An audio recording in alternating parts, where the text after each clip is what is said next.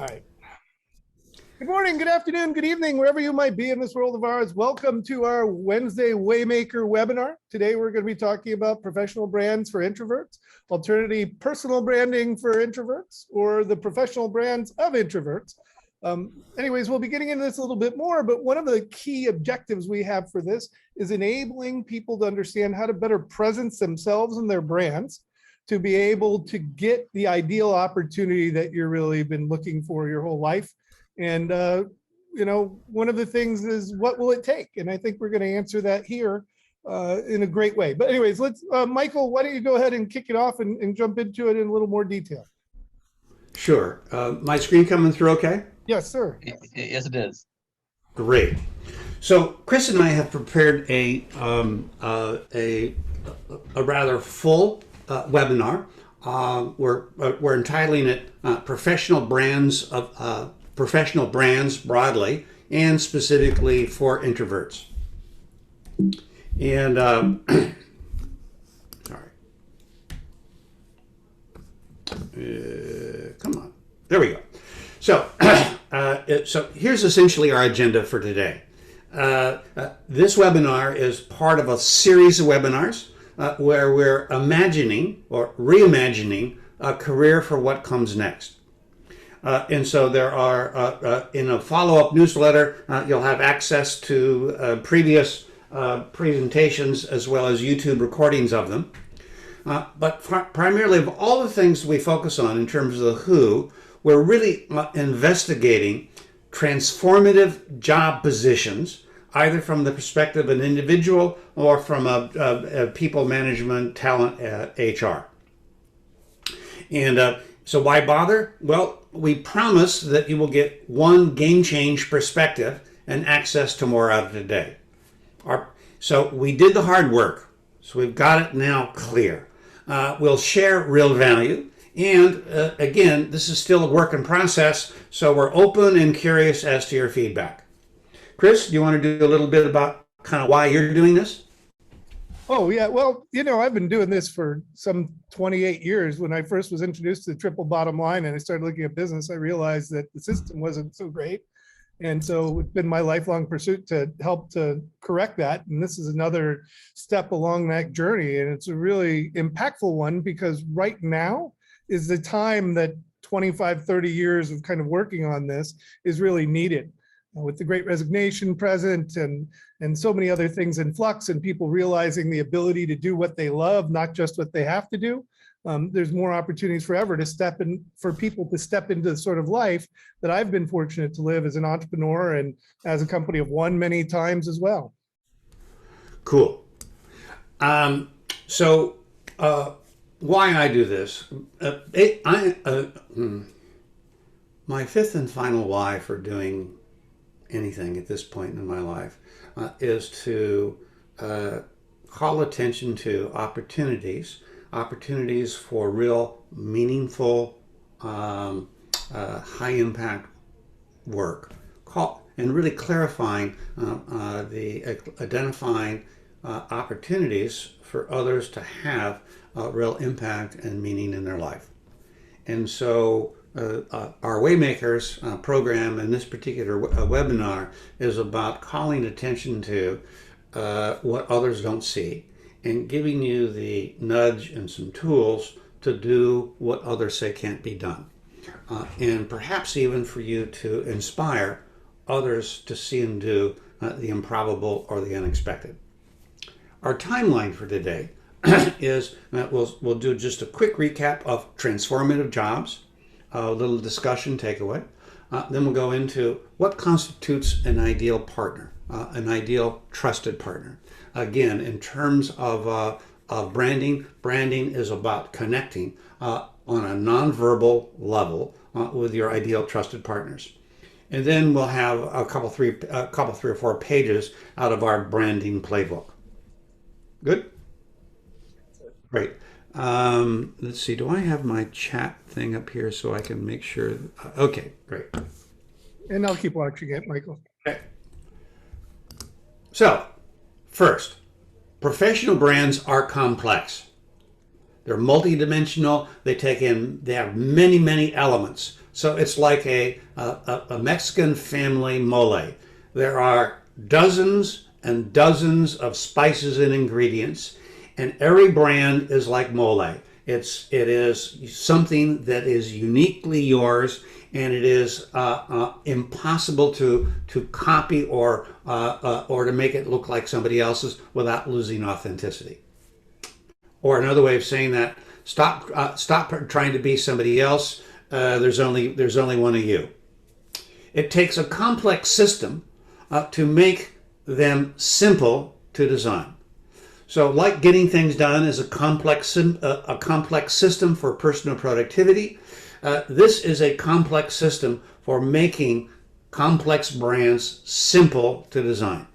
So today we'll introduce that system, ways of organizing your thoughts for making it simple, only better. Quick recap. So many people today are in some sort of a career transition, oftentimes under the rubric of the Great Resignation. Whether it's 40% or 70% of the people are thinking about a new job. If you're here, you're probably already in that mindset of, oh my God, what's next for me? So we've outlined this in terms of a landscape. You're either going to be get another job, advancing your career. You're going to be shifting your career in some way, which is to kind of get a new job in a new job, perhaps on a better career trajectory. And this is really about getting lucky, pivotal introduction to the new job. And so you could say that today is really going to be talking about that. And then there's a career pivot, which is transform your job position, co-invent a new engagement, launch a new venture, or manage a team-based engagement LLC. Now, we've done webinars on all of this. What's this here? One thing. Okay. So, yes, JS. So COVID has accelerated these transitions. Okay.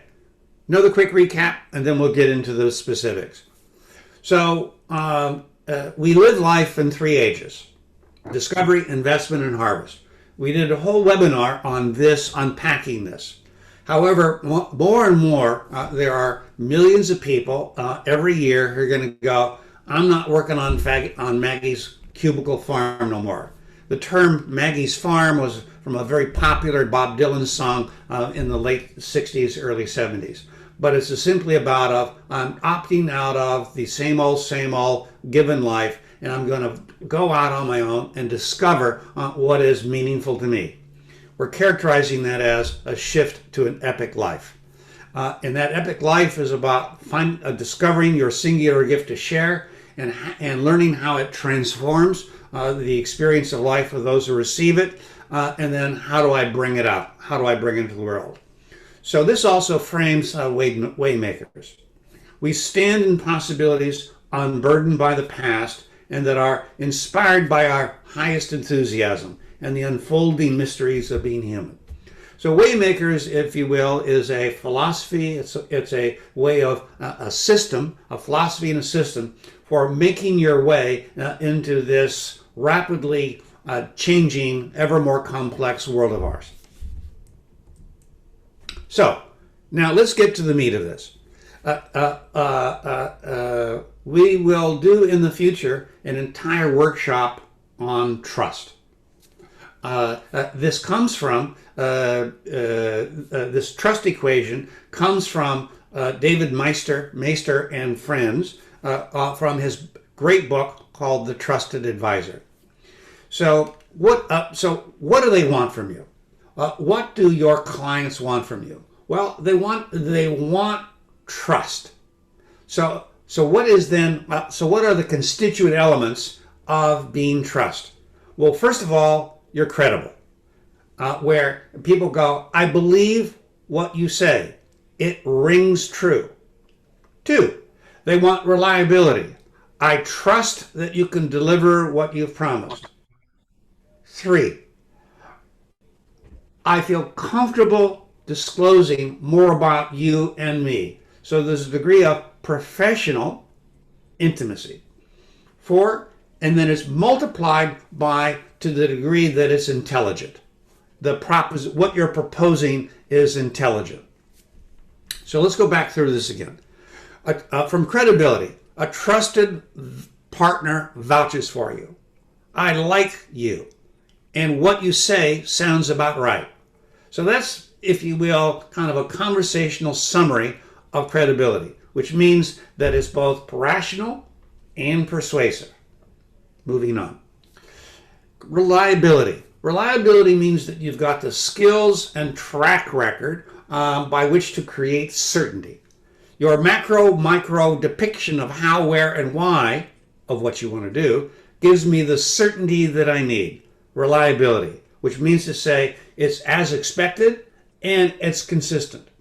This is one of the most important dimensions of really your professional brand, that you can demonstrate and depict that you're reliable.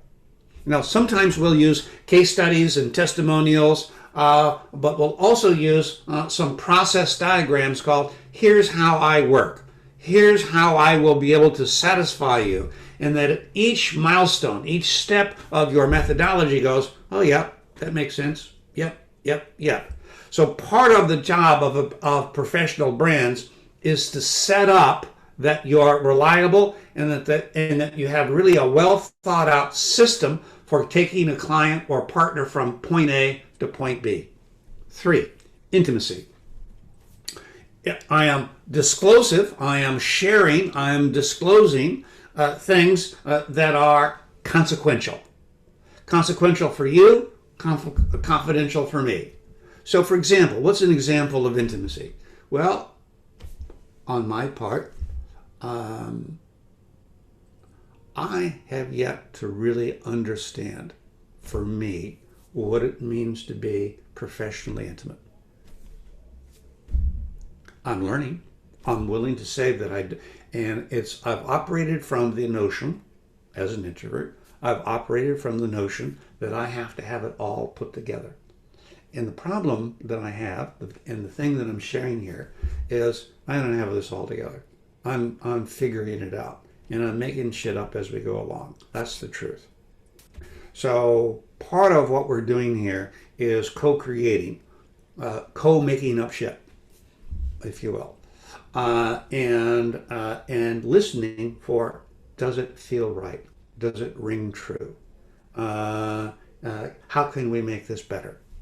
Okay, so now part of that's all in brackets, and then it's multiplied by is intelligent. Now, this is both part of your brand as well as part of your value proposition or offer. So if something strikes you as intelligent, it's good for you and good for me. Benefits to you and others and benefits to me. If it's good for me and bad for you, it's because you're a bandit or I'm a bandit. If it's bad for you and bad for me, if it's bad for me and good for you, it's unfortunate. And if it's bad for me and bad for you, it's stupid. Now, this is a formal theory expressed by an academic scholar. It'll be referenced in one of our LinkedIn articles. Now, the whole point of this, your ideal customer who becomes your ideal client will say, as a function of our interaction, as a function of what you've shown me, I can see the whole field of play and how the incentives and penalties align for a win-win-win. It's good for you, it's good for me, and it's good for the rest of us. We'd be fools not to proceed. Now, another part of it is mutual benefit levels. So we did a whole a portion of a webinar on what is mutual benefit. Is it intangible? Is it tactical short term? Is it strategic midterm? Is it a game changer long term? Or is it transformative? That changes my entire life trajectory. So at the end of the day, your ideal client will expect one of these 5 levels of benefit from you.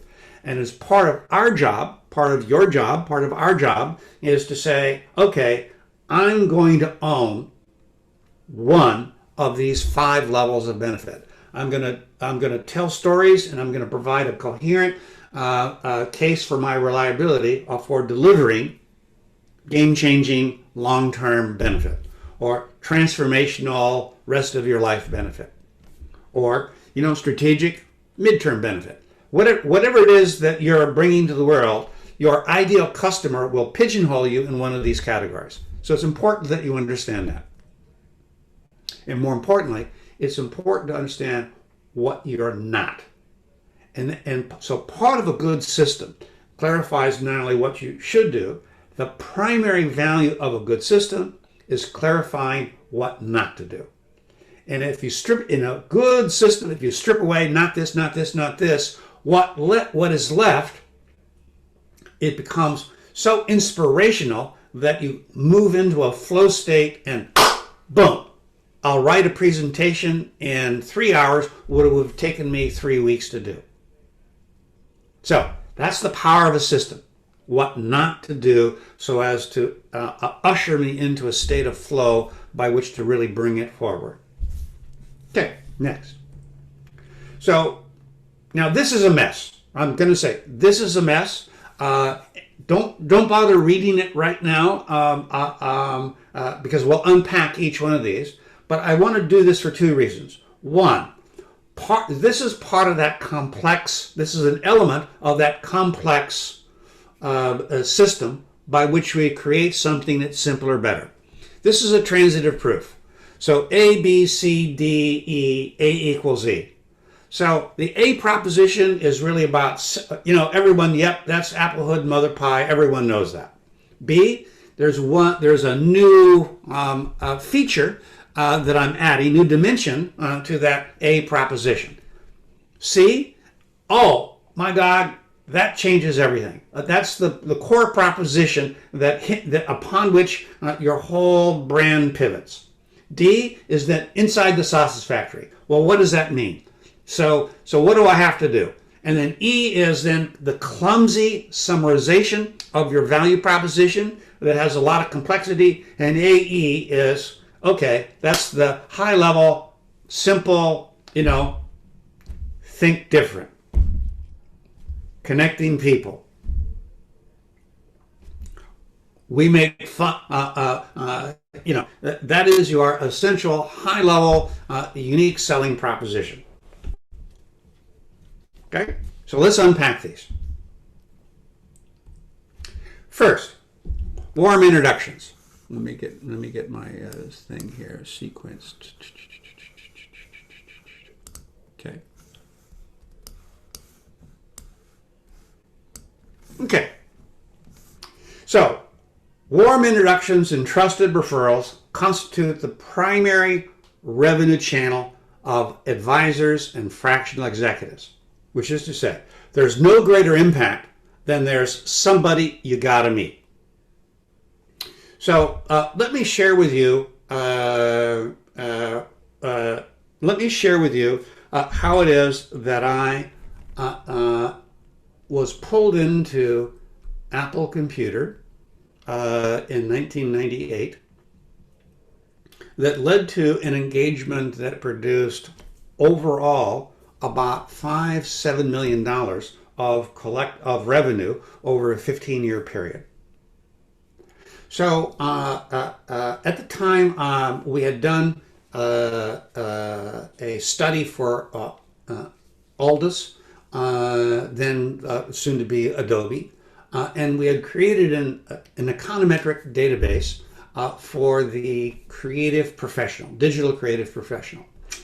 And there was this guy named David Pease who said to his partner, his client at Apple, a fellow named Jeff Martin, Jeff, there's somebody you got to meet. He's a little crazy, he's a little kind of out there, but he's really, really wicked smart, and you got to meet him. So Jeff and I met for sushi in San Rafael, and over sushi, I regaled him nonstop with my most creative, wacky, out there things. and I was just unfiltered. I just said, here it is. And in the course of that, Jeff listened, and we ate sushi, and he listened, and says, great, can you write a white paper for me? And I said, sure. And that became the white paper called Strategies for Building Digital Brands. And another one on the business case for media asset management. And that then became the basis for some other work that ultimately led to doing a whole productivity study of Mac versus PC. And they sent me literally around the world doing workshops and executive briefings and so on.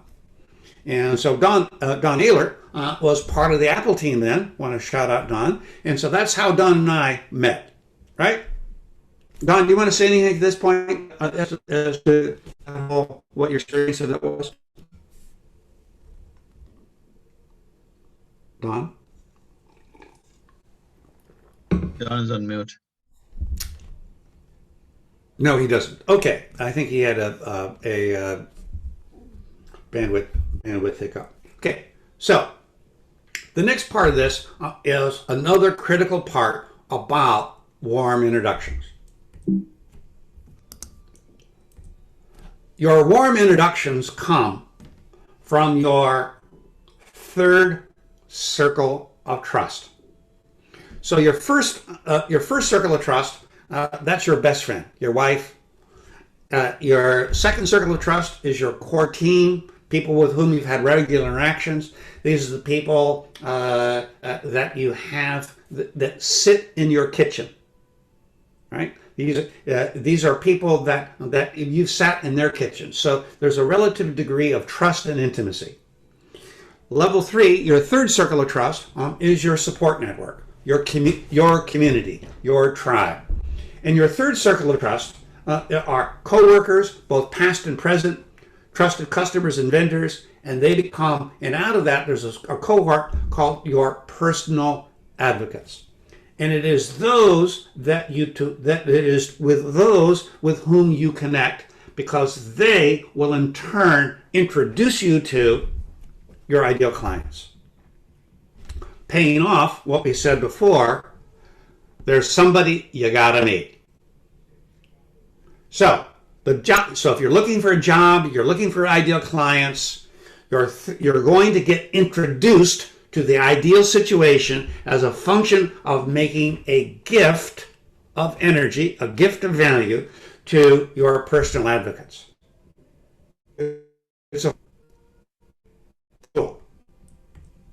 So, enabling advocates and fans. Your enablement of advocates and fans to make introductions, referrals, is job number 1. You need to make it fast, easy, simple, and fun to introduce you to my trusted colleagues and your ideal partners. You'll love working together. So let me give you an example. So this was in Palo Alto, 1982. I am in the offices of one of the premier design firms in Palo Alto called Mark Anderson Design. Mark had done the whole Apple Mac branding, the Matisse thing and all the colors. So, and he was the hot shot. He was just like one of the best firms in Silicon Valley for tech. And I was working with him on another project. And he called, and so this was a bright work day morning. He brings me over to the corner, and over the corner there was an easel with a brown burlap over the thing. He says, "Well, I want to show you something. I want to show you something cool." And I says, "Cool. Well, what is it?" Well, Steve, i.e. Steve Jobs, Steve asked me to design a personal card for him. So I can give this out so that when he's out, meeting the ladies, he can give them a card, and so they, instead of writing out things, be his card. He says, "Cool." So then I said, "Well, what's the design brief? What was the intent?" Well, Mark said, "Steve told me So here's what he told me to do. He says, expense is no object. I want you to give me the absolute best creative treatment for a personal business card. And I said, well, what's the matter with having an Apple card? You know, co-founder. He said, Steve hates these women calling into Apple, getting into the secretarial pool, and then all of a sudden that becomes the week's gossip as far as who Steve's dating. He just hates that. So in fact, he set up an answering service, a private answering service with a dedicated line just to handle those personal phone calls. Great. So he peels back the burlap sack, and there are 8 treatments, 2 columns, 4 and 4. And they're all over the map. Some of them are dark, and some of them are really bright. Some of them are fanciful. Some of them are classic, so on. And he says, so these are what you did. He says, oh, no, these are not what I did. And he says, what do you mean? He says, well, he said, after I sent him, after I came back to him with my first set of treatments, he said, Mark, these are great. However, these are your cards. These are not my cards. So I want you to take these treatments and burn them. And I want you to come back. I want you to come back next week with something that you cannot even imagine today doing. By the way, that is the strategic brief for everything Apple.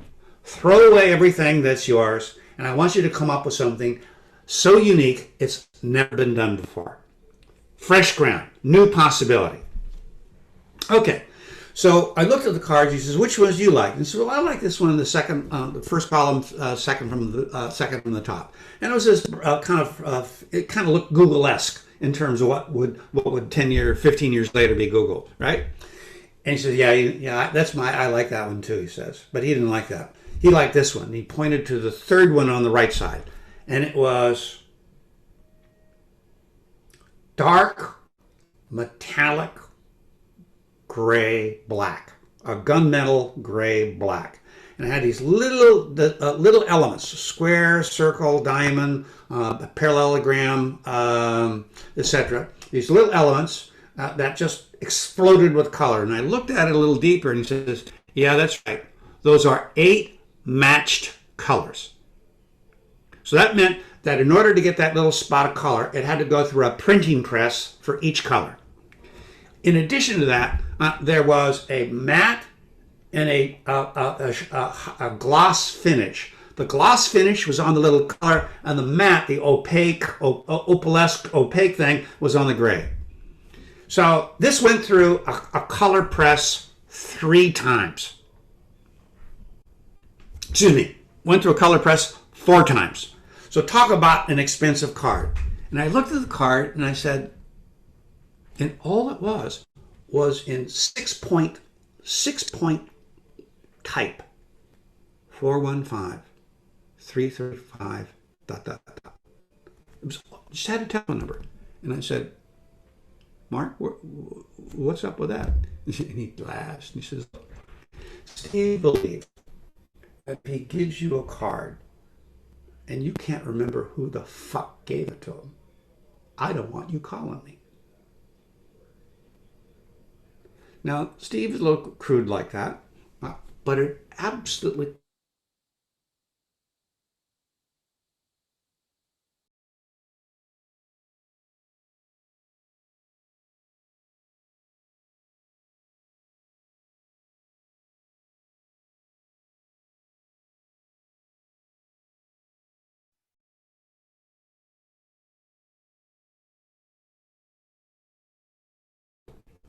that will stick with you for the rest of your life. Now, yes, Steve was making it fun, easy, simple to call him back, and call him back in a way that was maintained his confidentiality and so on. Okay. By the way, he didn't use the card when he met his wife, Lorene. Okay, moving on. Hey, Michael, if I may, just insert one thing here for our new guests to make sure they're clear. Well, these are some amazing stories, historical stories representing big dollar figures. If you're younger and just getting started out, the same element talking about being a fractional executive consultant advisor, it applies to any job role that you're going after as well. And so this is all a part of the career path to get there. And I hope you find some relevance in that as well. And just because the language is geared more towards some senior fractional executives or consultants, individuals who are leading a company of one, as we say, doesn't mean that it's not relevant for you. And in fact, part of what we're advocating for through Waymakers is that more individuals get beyond the thinking of employment and start thinking of themselves as the CEO of a company of one, or perhaps a team, so that you can actually not only live and give your best gift to the world, but also maximize the value you receive in exchange for giving it at whatever level of your career you're at today. So I just wanted to ground that for everyone who was who's new here and might not have seen that clearly. Cool. Thank you, Michael. Thank you. Great. So ideal partners recognize an unspoken but self-evident alignment, congruence, and intelligence of their potential advisors. So the purpose of a brand is to communicate an unspoken but self-evident alignment, congruence, and intelligence. Now, this will produce, all right, you had me at hello. I'm thrilled to see how this works out. So now what follows are 4 questions that typically your brain answers in 15 seconds or less. It'll go, are you one of us? That is to say, do we share a tribal code? 2, are you all right? Are you a person of good character? Are you trustworthy? If yes, then are you cool? You make me look good with my peers. And then 4, we follow your lead? Do you have sagacity and good judgment? If yes, then let's get after it. So this, if you will, is what your client is. These are the questions that your ideal client is asking. Are you one of us? Are you all right? Are you cool? Can I or we follow you? So if we work backwards from those statements, it starts to eliminate whole swaths of things not to do or create. So, one thing about affinity alignment. So we can look at this in terms of shared goals and affinity. I like you and I like you. So over here, in terms of, these are some of the social networks associated with our circles of trust. And then, well, ultimately what we're looking for in our ideal partners is they love us, they know what we do, and how to help. So our job is to deputize them. Our job is to make it easy for them to share. Cool? Any questions on this? Cool.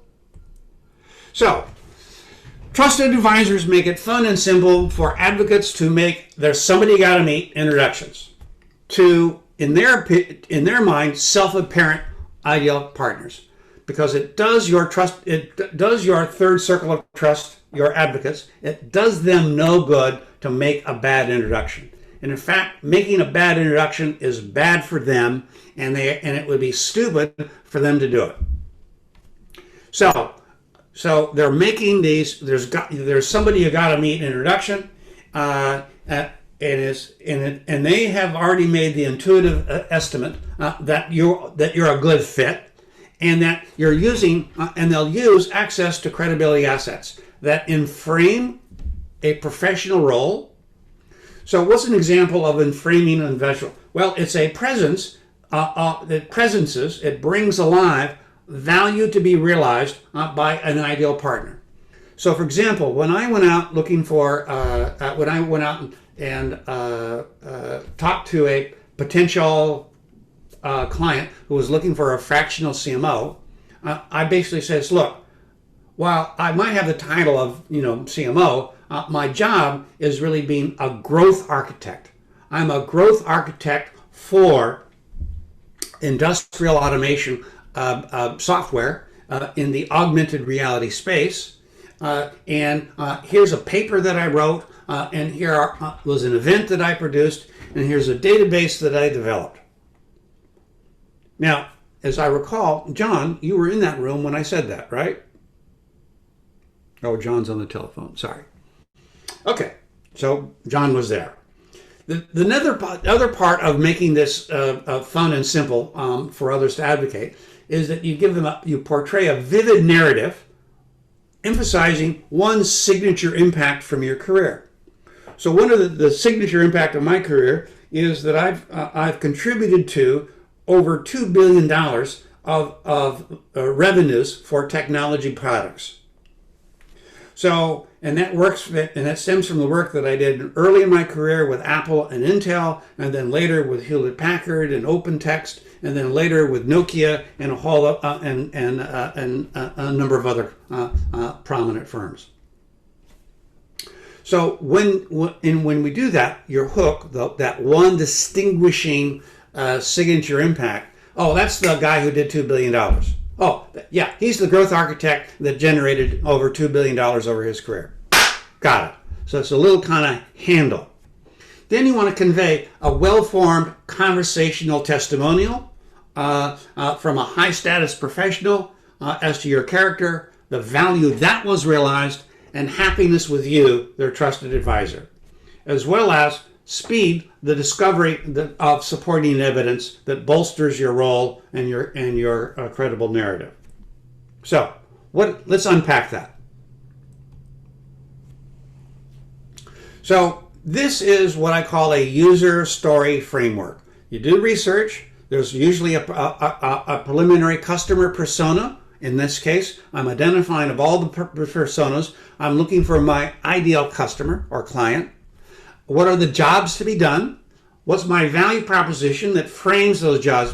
What's my buying proof? That was the transitive proof that we did.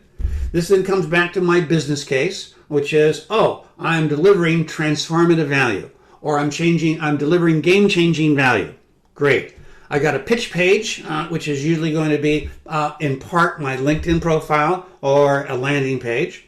Then there's a narrative use case and a testimonial. So I'm not going to go through this whole thing other than to say there's a situation, a user, pain indication, root causes, undesirable context, priority, jobs to be done, conditions of satisfaction. So what does that look like? As a transplant coordinator at Johns Hopkins, I was asked by our chief administrator to find out how we could reduce the time and cost of matching organ offers with suitable recipients.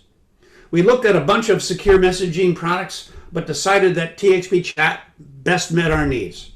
We chose it because it is still the only HIPAA-compliant app dedicated to the transplant care team. Having TXP for more than a year, we've learned it's way more than just a communication tool. We increased our reimbursement by $6,000 per organ using time-stamped user activity logs to recoup unbilled hours. We also cut 6.5 hours from time to accept our organ offer, a cumulative reduction of all-in labor by 22 hours. So this is this kind of a paint by your name. So generally what I do, and I recommend that you do, is that you use this framework to write your own testimonial and then give it to your satisfied clients to modify. I.e. and just say, hey, would you edit this and put this in your own words? Great. Hey, Michael. Yes. What is TXP? I'm sorry. TXP Chat is now called OmniLife. Okay. It's a workplace. It's a workflow communication tool. One of my clients. Workplace communication tool for coordinating human organ transplants. Got it. Okay. Yeah. So here's your value proposition framework. Now let's go on. Enabling advocates to open otherwise hidden doors of opportunity creates a steady stream of trusted advisors. And I know I'm going to be coming up on some time here. Let me just go on to the next one. So, nudge, not promotion. Received as a gift, not a hook. So with most subtle nudges, ideal partners will pick out their trusted advisors in massive, noisy markets. So this means that you don't have to promote yourself, you just have to show up. And you have to have, and you want to have your advocates have a presence to your, so your ideal, so once that introduction is made, once that warm introduction is made, that your ideal client will instantly recognize and will be able to articulate, or will sense or feel, may not necessarily be articulate, but they'll sense or feel, oh, that's different. That feels, let's find out more about that. So let me summarize. Let me see where am I. Wait, before you summarize, let me just also add in here that, obviously it's not, showing up is the end where you've done all this work and you've put the systems together to build your own capability to have the clarity of your personal brand narrative, so that you are clear in order to help other people be clear. Great. So, so aside from having, a really good LinkedIn profile with shareable assets, you might want to have a professional website with a blog or videos, etc. But the point is, it doesn't really matter.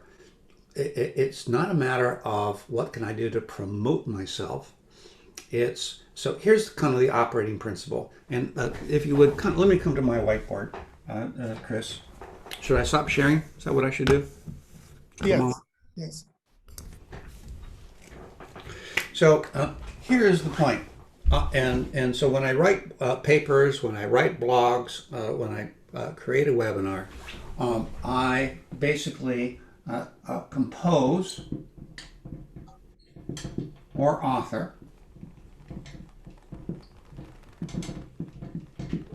a love note,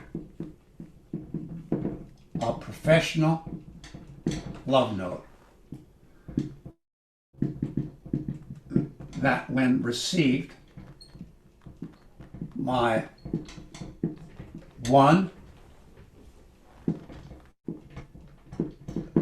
just one ideal partner, it will transform their experience, i.e. relationship, with life. So the point of writing is not to write to the masses, it's to write to one person.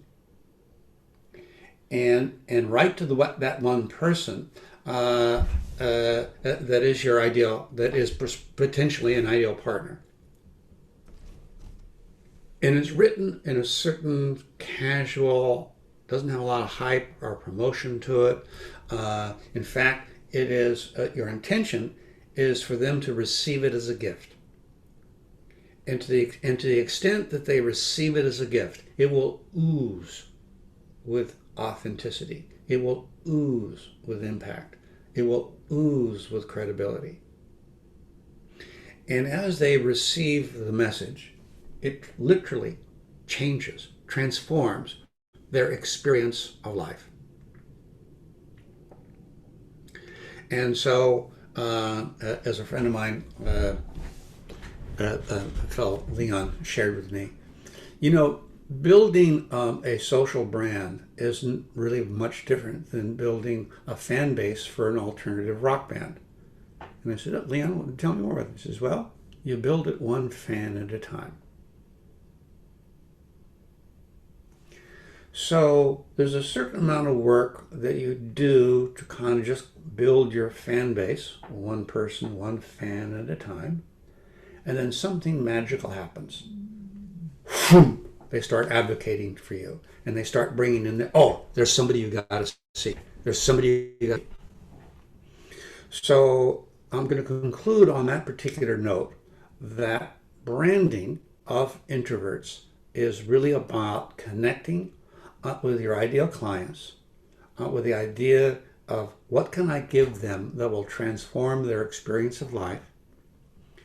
And as I build these fans one after another, at some point they'll go, "Wow, I've gotten so much value out of this. There's somebody you got to meet."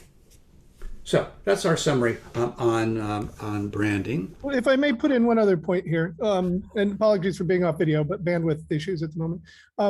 When I was younger, I had the mistaken belief that I needed to, be inclusive, to be more expansive in writing that sort of letter, and to, try to cast a wider net, so to speak. And there's a lot of people who talk about that from a sales perspective. And there are places where that makes total sense to do that. But I really want to highlight the need to really target that ideal client or ideal opportunity and really be precise in going after it, because it's that language, precision, and clarity that will ultimately attract and put the right situation in front of you for you to create and go after. I just wish I had learned that maybe 20 years ago. So as we start to wrap up, we're saying that this is part of a series. And if you're kind of stay the course and want to prepare, kind of like, well, how do I really transform the job that I have now? We suggest that we start with a position agreement. We did that earlier. You want to transform your job position? Great. So that's really about how do I transform my job such that it's now a digital job, untethered, and it's really going to be working for what's my transformative job position? How does my new job assist and speed the digital transformation of my organization? Or play Moneyball. Again, we did workshops in all these. So I'm suggesting that you read an interview on the neuroscience of change makers. That's kind of a foundation of our Waymakers. It's an interview with a neurostrategist, Dr. Stephen Feinberg. We'll send you access to some free resources. If you want to schedule a one-on-one private session, free, let's do it. And perhaps we can co-design a program for you or your team. In the future, we'll be doing some more lunch and learn Zooms or on-site briefings, featured keynotes for companies, as well as talent management systems. Cool. All right. Questions? Oh, so how important is reciprocity when it comes? Good question. How do we communicate? So we don't communicate reciprocity. We demonstrate it by giving them gifts of energy, gifts of value. Sending them an article. Hey, I read this article and I thought of you. Hey, there's this video. Wow, is it really? Hey, I'm using this new app. I thought you might want to do this. So it's a matter of just simply giving them gifts of energy. And after 2, 3, 4, 5, 6 of these, they'll go, wow, JS is really kind of looking out for me. What could I do in return? So you stimulate reciprocity by giving them things that are of genuine and real value to them, such that they get the experience of, oh, that was a gift that he didn't have to give. Now what you're really doing is you're filling their gratitude tank. The currency of the realm here is gratitude. Your job is to do things for which they express gratitude. And in so doing, the science of gratitude is, oh, what can I do to make their life a little better? Yeah, that's right, Don. What's important to them? Questions? And just a point of order for those interested in digging more deeper into reciprocity. Adam Grant has written a tremendous book on it. getting into some science and some actual data. And I'm sorry to say I'm not prepared to cite it right now. Michael or anyone else, do you recall what the final summation of Adam's book was? On the who did best in terms of givers versus getters and net balance, reciprocity. No, he has a new book out called Think Again, I think. Is that one, or is that his previous one? His previous one. I'm No, pulling it up right now. Cool.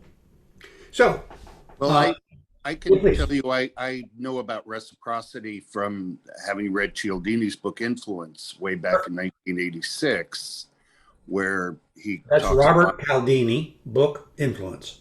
Yep. yeah. And one of the interesting things since then, he talked about this. Kawasaki, Guy Kawasaki, basically was talking about reciprocity. And he said he had an issue because people looked at him as being up on a perch, a very high position, that maybe they didn't need to reciprocate, that maybe his role was that of the giver. And he said it was kind of an art that he had to learn, Right. a very subtle art to be able to explain to people that that wasn't the case, and that while he didn't expect stuff back, it was gratefully received. And so that's an important thing, I think, with reciprocity, is to not come off as the person who, oh, no, I would have done this for anybody kind of thing, but to let them know that you did actually go to efforts, and that this was important for them, and so forth. My guess is you probably have that problem, Michael. You come off as being, this guy that doesn't need reciprocity, but we all do. Well, I was going to say, JS, you couldn't have set it up any better. Guy wrote a testimonial for my book that came out of my work with Apple. Oh, that's funny. And we've been on stage together and stuff like that. And so there are things that I share with Guy. First of all, humility is not something that Guy and I share. Or as Winston Churchill said, we both have much about which to be humble. Mm. And that has been a particular brick shit house that I've been locked into large periods of my life. And what I have found as a function of really studying gratitude as a practice and as a cognitive science phenomena, I've discovered that my job, the thing that I've given myself to do, the thing that is not natural for me to do, the thing that is actually anathemate for me to do, is to say thank you and to express gratitude. And to make a point of reaching out and touching people and say, thank you for XYZ. Now, part of that I do in my evening journals, where I make a point of writing out.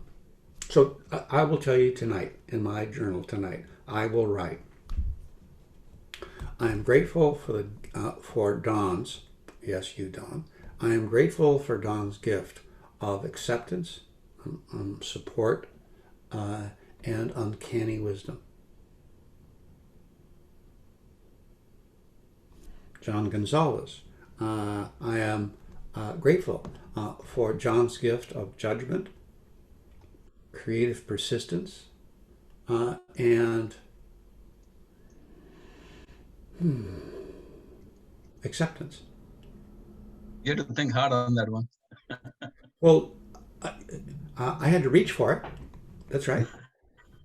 And JS, I am grateful. I'm grateful for JS's gift of curiosity and expression and of freedom. Chris. Thank you. I'm grateful for Chris's gift of zest and excellence, and why not? And Stephen Gans. Stephen, I am grateful for Stephen's gift of of co-elevation, of faith, and of perspective. Thank you. So that's an example of what I do every night in my evening journal. And if you're interested, I will send you, just send me an email or post me, and I'll send you my whole daily routines. So I'm practicing what I'm preaching here. I'm walking the talk here. And like I said, I don't have it figured out. I'm still making plenty of mistakes. And I'm still actively learning how to be a gracious guest in the emotional houses of others. So I guess on that note, I guess we're ready to conclude. Before we do this, are there any questions? Nick, Lucas, I know you're still hanging in there. If there's anything you want to say here, that'd be great. If Nick or Lucas, if you could share, if you would, text only if you want, or on screen. What was the one thing that you got out of today? And as you're thinking about that, John or JS, if you want to share with, or Don, if you want to share the one thing that resonated for you today, what would that be? Well, there were a few things. One was the whole notion of throwing away everything you know and come back with something that's never been done before. And again, I may be lacking a little bit or behind some of the people in this group in terms of my, the whole grasping of the impossible type of thing, although I think I'm getting better at it. And then the other thing that I is the giving of gifts of energy, which is I think it's a really nice way of putting it, especially for those of us that lean a little bit more towards science, I think, a scientific approach. Because my problem that I have with a lot of what we're covering is it tends to fall into one of two groups.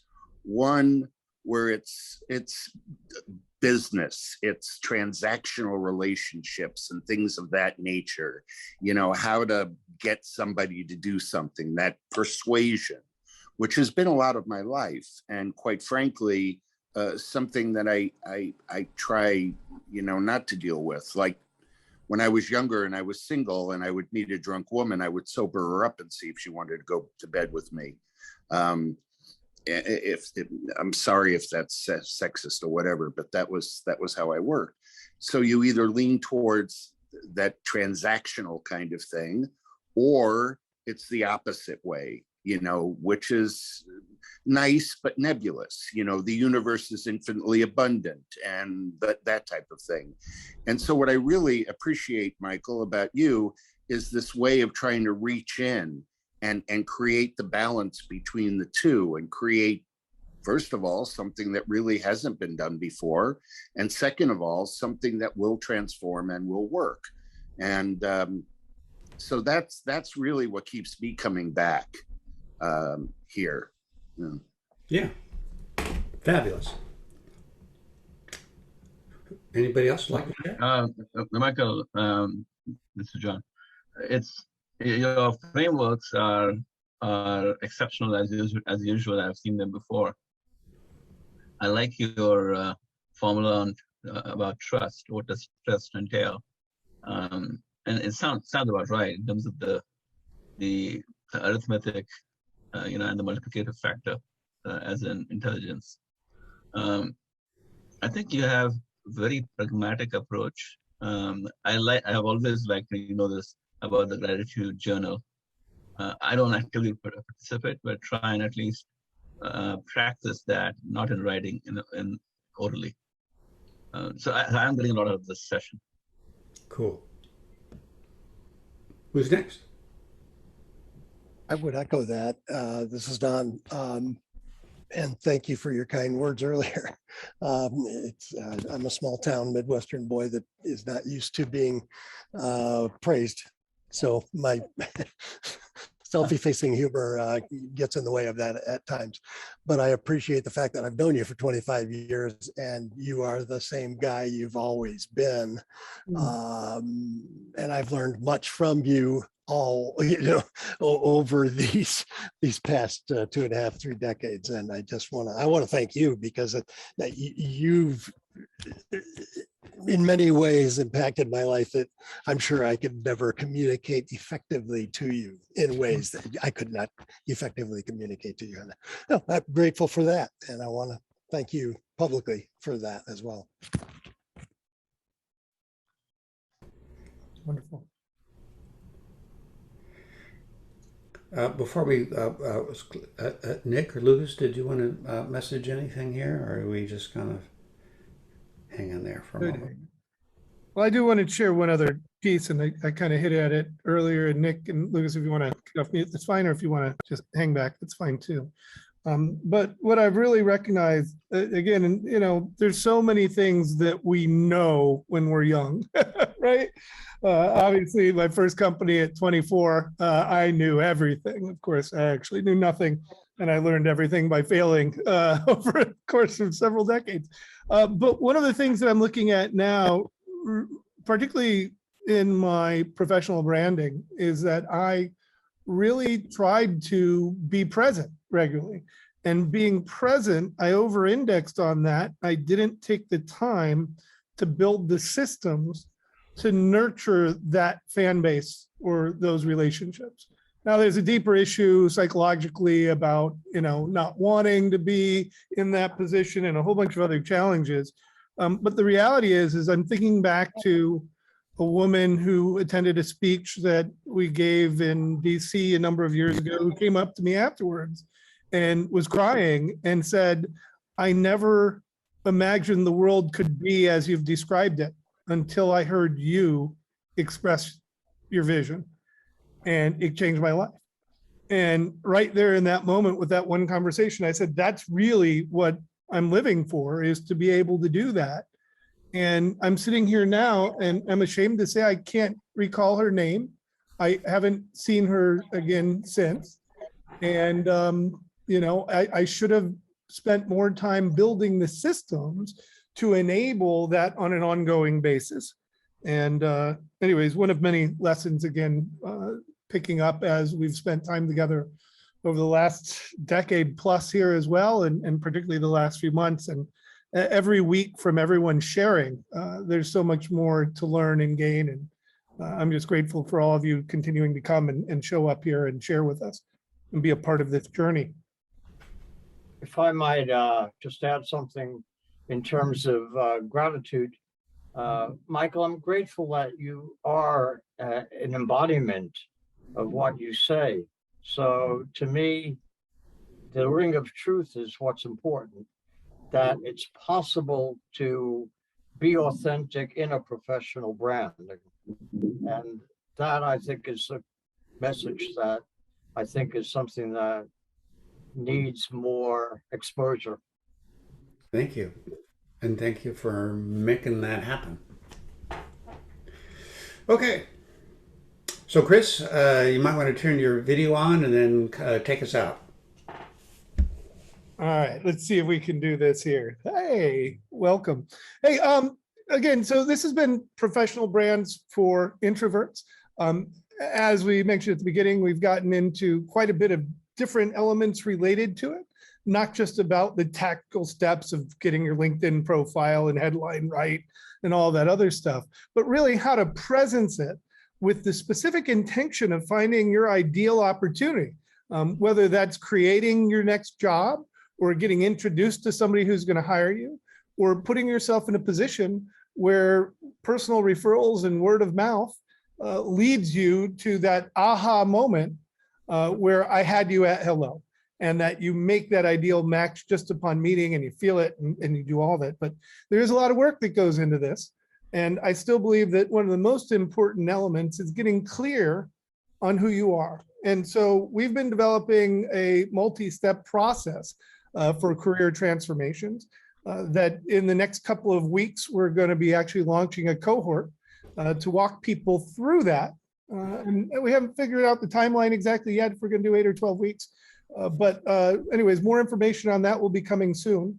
But I encourage you not to wait for us to do that, to review the materials and to spend time upon reflection, to dive into some of those materials that we've presented in our community G Drive and figure out what is your narrative. Look back at the template that we presented today. Go ahead and write that. You should hopefully be able to write that very quickly, but put the time in it now so that you can reap the rewards later. And that's really a big part about Waymaking, is actually how do we make this happen in the world? How do we make way? How do we actually create a new future? And Michael, you had said something earlier this morning that I noted, and I'm not remembering the exact quote. Do you recall the phrasing that you had? And you actually said it here earlier on the call. About Waymaking? Yeah, about the, oh my goodness, it was so perfect. Well, Waymaking is to stand in possibilities, unburdened by the past, and that are inspired by our highest enthusiasms and the mysteries of being human. It's so beautiful and important. And again, I think as you will see over the coming years, organizations have become more human-centric, and they will continue to evolve in that direction to where the best organizations are going to be the ones that care about each of us as individuals as much about the value that we contribute to the organization and its bottom line. So with that, thank you all for joining us today. We will be back next Wednesday. I don't know what our topic is yet. We'll be figuring that out in the next 2 days, but we will get that up. And we look forward to welcoming you to future Waymaker webinars. Thank you, guys. Great. Thank you. Thank you, everybody.